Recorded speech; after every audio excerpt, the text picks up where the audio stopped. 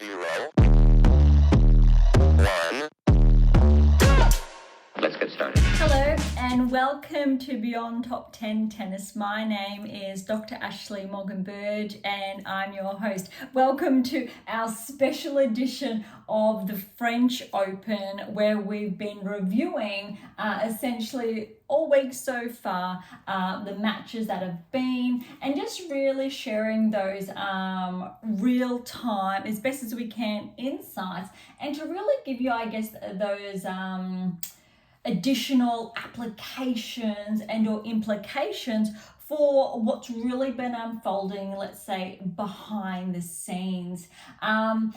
Typically, if you are just listening to audio only and you've been listening with us for some time now, thank you so much, and for hopefully enjoying this new, I guess, combined format of audio and video. But also, if this is one of your first episodes you're tuning in, and or you've only been tuning in from the beginning of the week with the French Open, as always, I'd really encourage you to track back to some of our early episodes, whether it's 20 to 30, which really dived into one of my books, the nitty-gritty behind really setting the baseline, so the secrets to optimal performance success, before we headed over to the secrets to optimal and coaching success. There's two books. If you're not familiar with my background, head on over to AM8 International to get a better understanding of where I'm coming from. I've authored 12 books to date, I've been working on the data and everything behind the scenes for a number of years now. We're going on 20 years strong in this field. So I guess you don't get to be the world's leading authority and expert in the tennis domain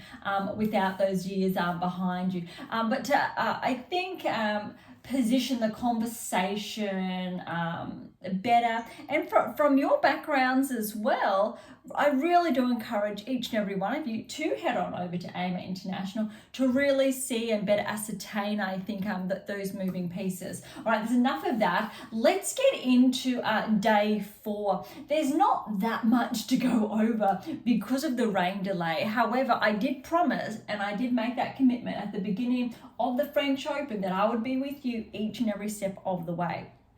So we've had, irrespective of just a handful of matches to go over, oh my goodness, were there some blockbusters, and they definitely lived up those expectations. Now, recall yesterday's episode, day 3, when we reviewed the matches that were unfolding today, and how I really gave some additional insights on what those results potentially could be. And look, Kenin and Garcia kicked things off. 21st seed is out, and I think she was essentially France's the biggest draw card on the women's side to really potentially make the round of 16 through to the quarterfinals. Garcia hasn't been, she's been pretty steady this season. She hasn't had, say, too many early round exits. However, her results really have been aligned with her current ranking range, and I did touch on yesterday that she has been inside the top 10 for I think the best part of almost 2 seasons, and then she steadily regressed to her current ranking range. And look, if you're ranked inside the top 30, you're still a hell of a player, and you're doing a lot of things right.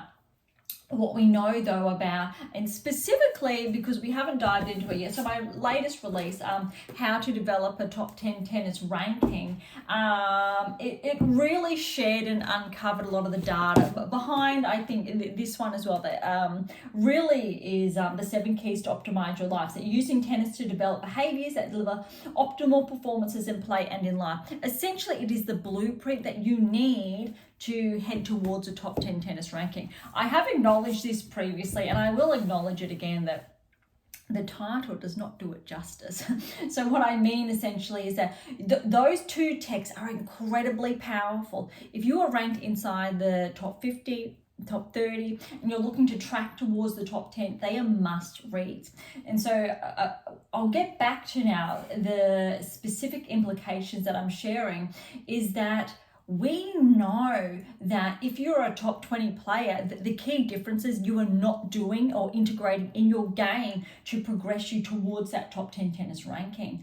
And even more, I think, exciting right now, our analytics are incredibly powerful on both sides. Top 10, WTA, ATP Tour, 50% of players are not integrating these keys. There's 8 keys there that it's made up to. So that was you'll see there the power of the 8th key, and that's where the 7 keys, 8th key comes from. So it's really essentially broken down into 8 facets for every single player. And if you're not integrating these at a given interval or at a specific application, your ranking is going to be outside the top 10. The likelihood of you regressing outside the top 10 if you're currently inside the top 10 is incredibly high. And we've already seen that this season. And you've seen me get excited. And right now, why the really data speaks for itself. So I've written about this before, that our data is very different to, let's say, the analytics or the percentages you see when you're watching a match. And it says this player hit 70% of serves, this one, their service returns was at 52%. And so how those type of data points help coaches go, okay, this is our gameplay, what we're going to do.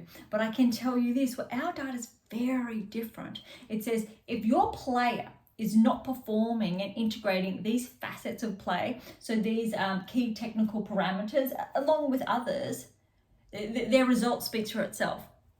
But there's also a given that if you're inside the top 20, there's a baseline, there's an expectation, incredibly high expectation of what you should already be doing. So we're not writing that off in any way, shape or form, but you need to be doing this. But if you want to win Grand Slams, this is what you need to do.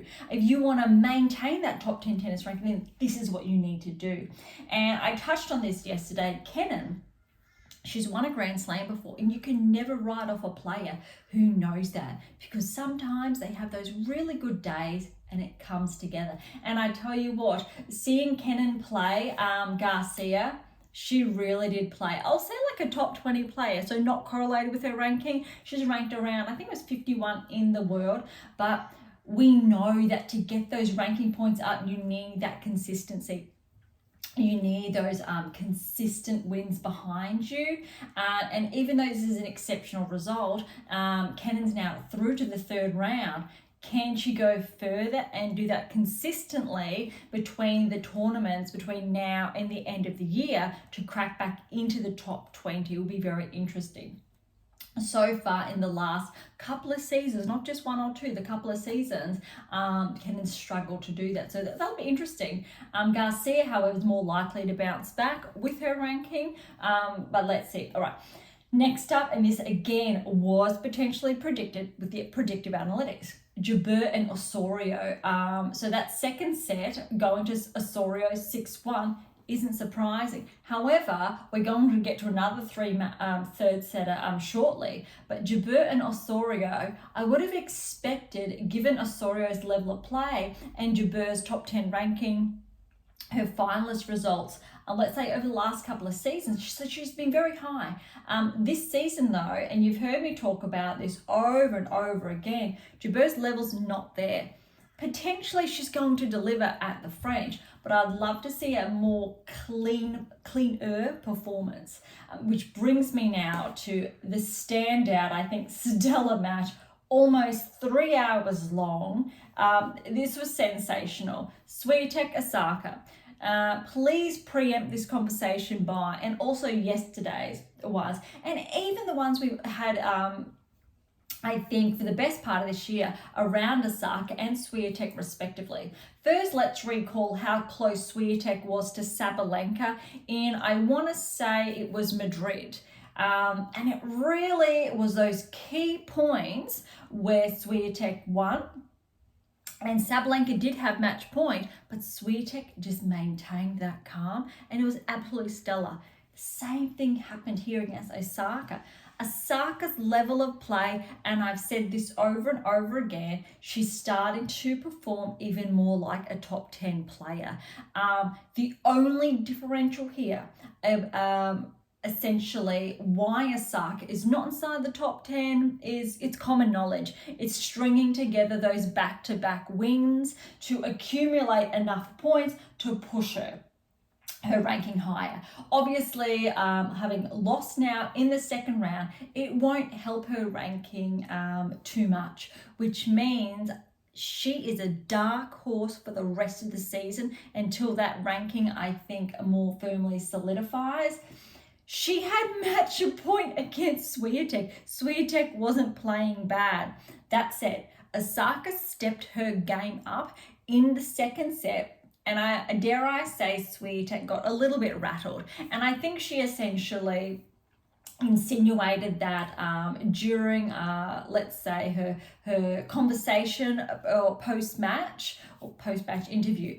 And that really, I think, it was really great to hear Swiatek just speak up about that and how potentially the crowd did influence. That said, Osaka was exposed to the same, I think, noise, etc. I'm not too sure if there was more at Swiatek's end or Osaka's. That's not the point.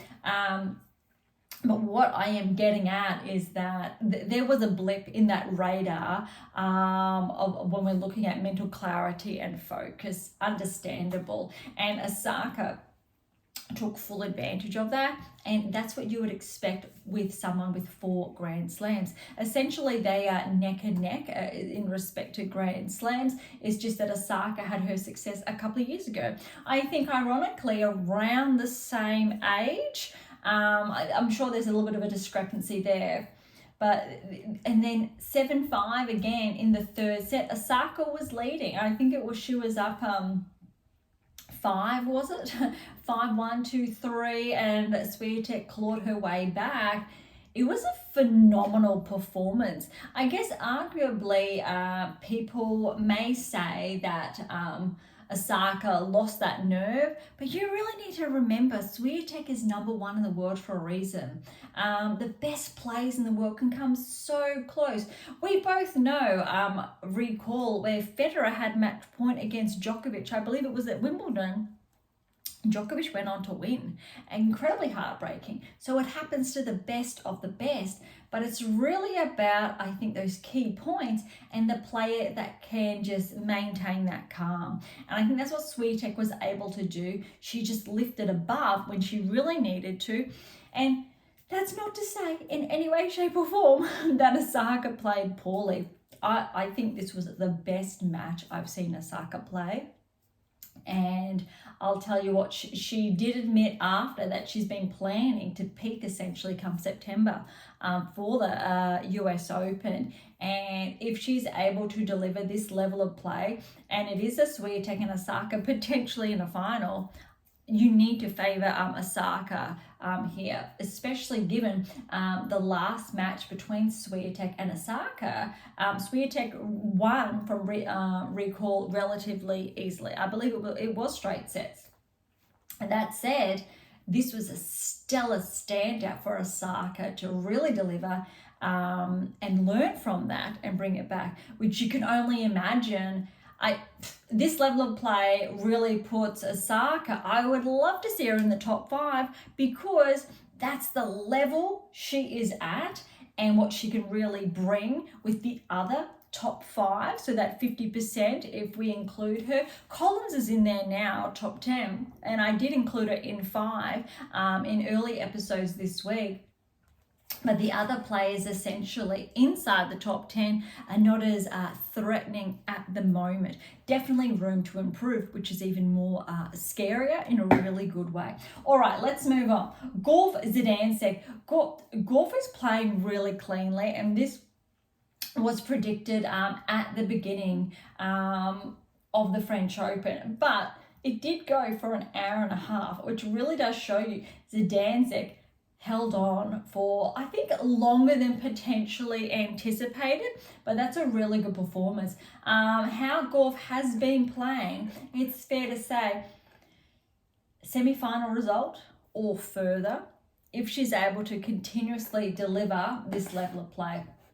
All right, over to the men's side, and there's only a handful of matches that did obviously unfold. This was really interesting. Tsitsipas and Altama. Altama had some really solid points. That tiebreaker in the third set, it was brutal because Tsitsipas looked like he was going to close it out, and Altama would not go away, and he should be really proud of himself. Same goes for that fourth set.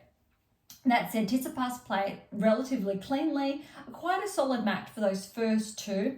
But when it did come to the third set, definitely similar to what we were talking about with Swiatek and Osaka, there was a little bit of a blip. Altama really did lift his game, took advantage of that, and Tsitsipas really had to maintain his form to close it out. And that was just under 3 hours. But still, Tsitsipas is definitely favoured to progress towards the quarterfinals, if not further, depending on those matchups to come. And we will get to that later today. All right, Alcaraz and De Jong, a really good turnout. And De Jong got that third set. So that was 6-3, 6-4, 2-6, 6-2. De Jong has to be incredibly proud of himself for that third set. But really good to see Alcaraz, I think, almost breeze through in those first, let's say the first and the last set, but that was a little bit over 3 hours. I'm really looking for, and let's remember, Alcaraz's first round was very clean, very smooth. So he's definitely, I think, projected to progress towards the semi-finals, but I'm really looking forward to seeing a little bit more, because we really need to remember also Alcaraz has had some earlier exits in recent events, and when I say earlier, I'll say earlier than anticipated, in contrast to say Sinner and others so far this season. So he hasn't, say, been at the same level he was at last year, but very different to Jabeur, but there are some similarities when we're looking at performance progressions and potentially where they're going now. Alcaraz, however, you really still need to heavily favour him for a semi-final performance, or potentially an additional slam, depending on their level. I'm really favouring Sinner at this stage, and I really want to see more from De Minaur and Tsitsipas and Rudd, how they're performing. And there are others in the mix well, similar on the women's side. All right, Rublev Martinez. Rublev is another one, very clean, 3, 4, and 3. And we need to remember Rublev got a title on clay just a couple of weeks ago. So he's definitely in with a chance. Wouldn't be surprised if Rublev does progress to the semi-final stage. Sinner, Gasquet. Very smooth, just over 2 hours. I was potentially looking that this could, Gasquet could take a set, but it was 4, 2, and 4. So those 2-4 sets, that's still very close. So for Gasquet, which we know he's been on the tour for a number of years now, and it's great to still see him play, this was probably a really good match for him and a really good test for Sinner, playing someone like Gasquet, who also enjoys playing on the clay. Kotov and Wawrinka. It went to 4, 2 tie breaks in there. I guess I was hoping for a 5, and I was hoping for Wawrinka for that win, but Kotov was too good. Look, 7-6, 6-4. Then Stan got that third set, 6-1. And then Kotov, the final set, 7-6. Look, both of the tiebreak scores were 7-5. So it was very close. It was by no means a walk in the park in any way, shape or form for over 3.5 hours just. But that's a really standout result. It'll be very interesting to see how Kotov continues to track after that win. All right, we've wrapped up now. That is the women's side for day 4 and the men's side for day 4. So let's take a sneak peek for day 5. And day 5, believe it or not, because I think how things have unfolded, it is going to be jam-packed. A lot of matches that we thought were going to unfold essentially on day 4 are now pushed to day 5. Still, I think all of them second rounds, but it's going to be a very busy day. Okay, we've got Sabalenka is in action. Svitolina against Parry is in action. We've got Rybakina in action. Pera. All right, Sheriff and Keys. That's going to be an interesting one, purely because Sheriff has been progressing in the rankings. Keys is coming off a high from winning last week, but this is going to be interesting to see if Sheriff can take Keys to 3, to how she, I think, progresses for the rest of the year, if she's able to maintain that level. But still would expect Keys to have a relatively smooth win if she delivers the same level of play I guess she performed against Collins in the finals last week. Siniakova's in action. Vondrasova lost the first set. She's going to continue this match 6-love to Volnets. That went very, very quickly. However, Vondrasova is up 4-1 in the second. I would expect Vondrasova to win the next 2 quite cleanly, but I think, as we all know, after a rain delay, anything can happen. Following, Azarenka against Maya Andreeva. That is going to be very interesting. Maya Andreeva, we know she's the young gun. Azarenka, we know she's got those slams under her belt. We know Azarenka can play on clay, but this will be a very good eye-opener to how Andreeva has been tracking, to be able to match up against arguably one of the best players on hard at her given time. All right, when Azarenka was really at her peak. Kalinske against Andreescu is also going to be very interesting. Andreescu, former US Open champion a number of years ago now, can't write her up. This is, I think, her comeback event, and she has had a lot of time off, unfortunately, in between. But Kalinske did peak at the Australian Open. I think she made the quarterfinals from memory. So she had a very good standout result there, tracked inside of the top 30. She's been able to maintain that, even get to 23 now. So she is at, or 24, sorry. She's at a rankings high, a rankings peak. So they're a very good test for Andreescu to gauge her current level of play. Again, similar to Kenin, you can't write them off when they have a slam under their belt, and you never know. Right, Samsonova and Anisimova, another very good, interesting match. Why? Because Samsonova's, even though she's seeded 17, Anisimova has made upsets before. And I'm pretty sure, from memory, Anisimova has made deep runs at slams previously.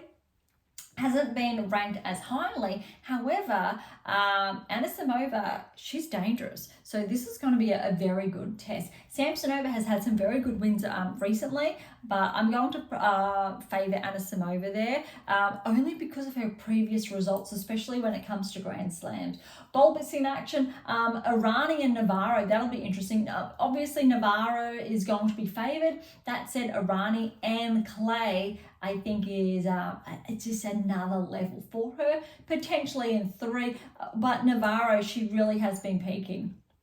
And Paolini is in action against Baptiste, an up-and-coming American. And Baptiste had a very good first-round result, played quite solid. I think it would be a very good test for Paolini. Paolini, however, is going to be favoured. Stearns won her first title last week, but she's up against Kasatkina, seeded 10. Obviously, as far as rankings are concerned, Kasatkina is favoured. Stearns, however, is coming off a very big high, and I think she potentially could cause some damage there.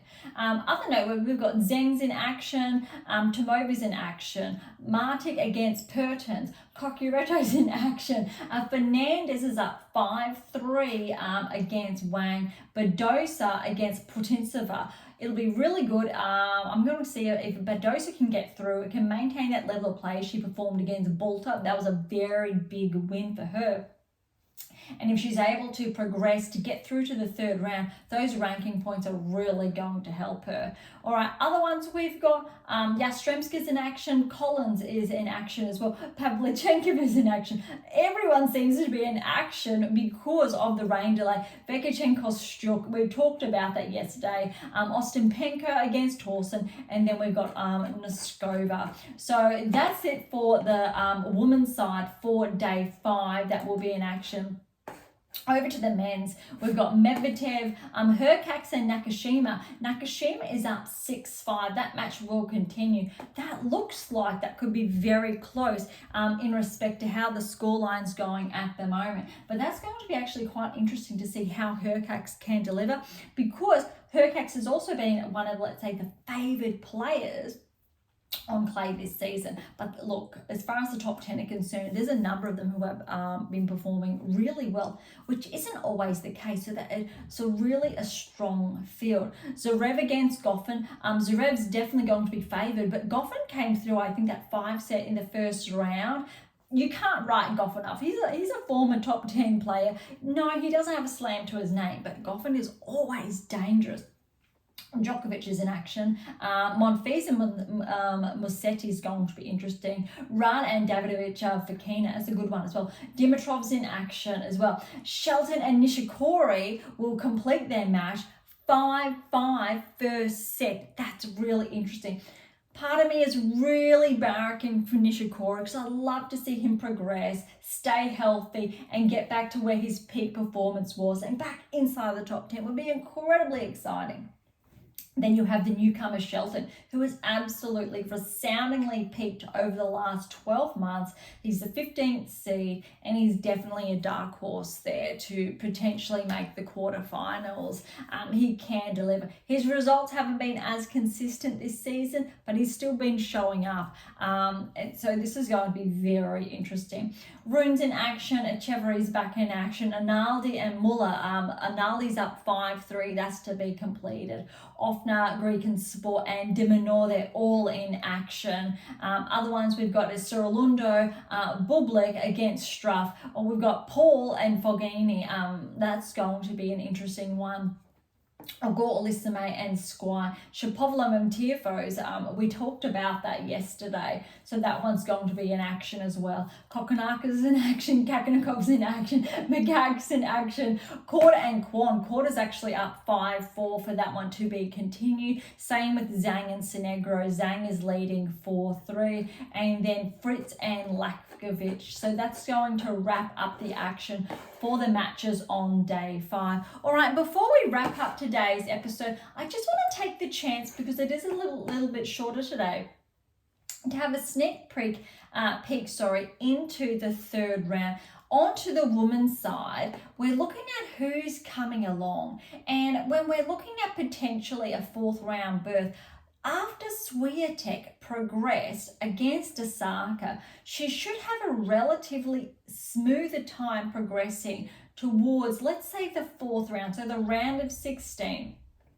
It's going to get a little bit more problematic thereafter, because potentially in the quarterfinal stage, if Vondrousova pulls through and Collins continues to pull through, and Kostyuk as well, depending what happens, Swiatek could meet, if this draw is looking correctly in front of me, Collins in the quarterfinals. Obviously, Vondrousova is favoured there, and Collins would have to progress against Vondrousova. But how Collins has been playing, and quarterfinals against Collins, that's actually probably going to be a lot more dangerous than anticipated.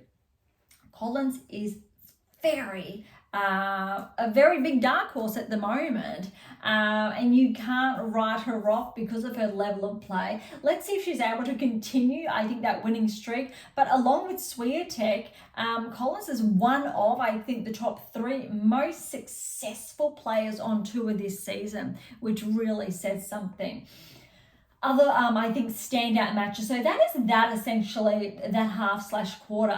Gauff really has, I think, a more of an easier way through to the round of 16 if she continues tracking. Potentially in her path will be either Ostapenko, who could, if she gets through, will play Kenin in the 3rd round. But let's say both of those slam champions, Ostapenko progresses, she will play then in the 4th round, again potentially Jabeur, and that would be a very big, so we're looking at then Gauff and potentially Jabeur, Ostapenko. So both of them actually have a very, I'd say, easier run. Gauff is definitely favoured there. I'm going to say Swiatek actually has the harder, more difficult quarter. Moving forward now, we have Zhang's, and Zhang's actually playing very well. I'm not going to essentially favour her, but if she can maintain that level of play in that 1st round, she definitely is projected to progress then to the round of 16. That said, Kalinskaya is in her half, and I want to see what she can deliver, if she can get that back-to-back quarterfinals or not. Paolini's in there as well, so I don't want to write her off because I think she's got very big potential. Svitolina is in this quarter as well, which means potentially for Zheng, when we're talking about quarterfinals, Svitolina's in there, but so is Rybakina. Svitolina, Rybakina potentially in the 4th round. Pavlyuchenkova is there as well, but you can't write Svitolina off or Rybakina. We don't have too much data on Rybakina in, let's say, the past 4 to 5 weeks consistently, but that's going to be very interesting. All right, the other side that we've got, tracking forward, since we've had a very big scalp earlier on, we're going to favour Azarenka in this quarter and Kasatkina, and then potentially we have Keys and Sabalenka. So Badosa, if she wins her next match and Sabalenka wins her next match, we're going to see them in the 3rd round again. And I'm laughing because that's going to be the 3rd time they've played this season. Potentially Badosa is going to be dangerous and finally get that win, because I think most recent matches have gone to 3 sets. That would be very interesting. So I would really like to see that. Navarro and Keys are on track for the 3rd round. Potentially Keys and Sabalenka in the round of 16. Then we've got Kasatkina potentially and Gracheva, because we've lost a seed very early on. It's going to be very, very interesting. But dare I say that half has opened up for Sabalenka.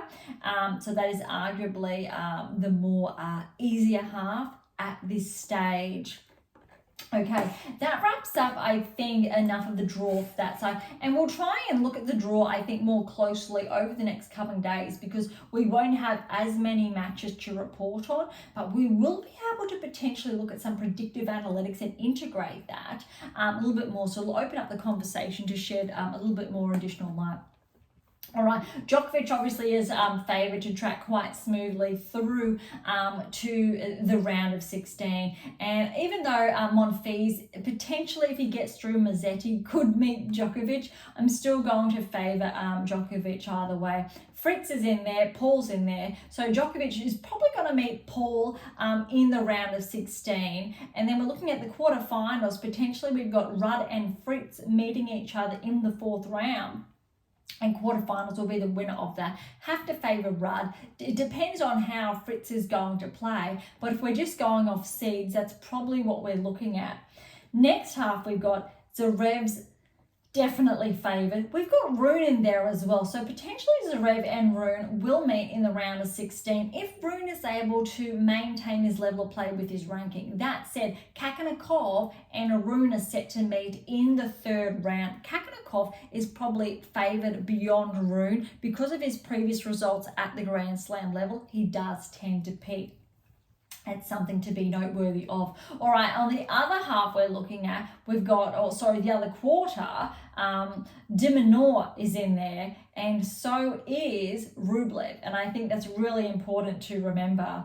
But no, it's Medvedev. I'm getting ahead of myself. All right, so in the other quarter, we're tracking Medvedev and de Minaur to reach the 4th round. So round of 16, Medvedev and de Minaur. That will be very interesting. I'm going to lean towards de Minaur if he continues his current level of play. Medvedev does have the data behind him this season, and he is ahead of Alex in that respect. But I'm just really giving Alex a bit of a nudge to progress here, but it is going to be tough. He's going to have to bring his A game, and potentially Medvedev is going to be a step behind. Very interesting. But let's remember, de Minaur, if he progresses in the 2nd round to the 3rd round, he most likely then, going off seedings, will play against Bublik, and that'll be a bit of a tough one. Medvedev has an easier a quarter to go through. All right, now in the final quarter, Rublev is leading the charge here, and then Tsitsipas. That's going to be interesting. Both are through to the 3rd round. They're both set to meet in the round of 16. That's going to be interesting. Definitely want to favour Tsitsipas here because of his level of play. Rublev has been up and down. I think Rublev could be very dangerous here, even though I have favoured Tsitsipas to progress potentially to the semi-finals and beyond. Rublev, this could be his chance to really make the semi-finals. All right, wrapping up, I think the final quarter here, we've got Shelton, potentially if he gets that win over Nishikori, and if Auger-Aliassime progresses against Squire, that'll be very interesting third round. Shelton is on track, though, to progress to the round of 16 and bump into Alcaraz there. So we need to favour Alcaraz to progress to the quarterfinals. Hurkacz then, he is on track to potentially meet Tiafoe in the third round. But let's say Hurkacz progresses to the round of 16 where he will most likely meet Dimitrov. That'll be very interesting because both Dimitrov and Hurkacz are kind of neck and neck this season. They've had a very good level of play. And that will really show if their rankings are, I guess, in alignment with their current performances. So Hurkacz over Dimitrov, but you have to say that'd be very close. All right, wrapping up the last end of the draw. Obviously, Sinner is heavily favoured here. He will play Kotov next because Wawrinka, he's not in the draw anymore. But Sinner's draw really has wrapped up. There is Shevchenko is the only potential threat I can see there, and he is not seeded. Baez is seeded, so he's the 20th seed potentially, but Sinner definitely has the easier path here to easily progress to the quarterfinals. I don't see anything holding him back there. And when we're looking at that quarterfinal stage, then we're looking at either the winner of the Hurkacz and Dimitrov. And so semi-finals is, I think, almost, if Sinner can maintain his level, is there. And because they're in the same half, it looks like Alcaraz and Sinner will be when we're talking about semi-final stage. And then I think on the other side, if I am tracking correctly, we've got Tsitsipas in the same half and Zverev's there. Yep. So I'm going to say Zverev, Tsitsipas, potentially, and Alex are looking like they potentially will be tied up against Djokovic.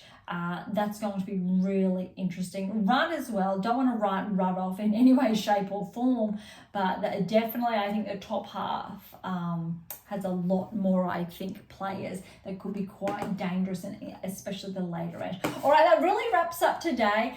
We've gone over, I think, the results from day 4 of the French Open. We previewed day 5 and we previewed the draw essentially up towards now, so second, third rounds, towards potentially round of 16s and those who I guess are projected to progress further. So thank you so much for tuning in today. I really hope you've been enjoying, I guess, this different / new format.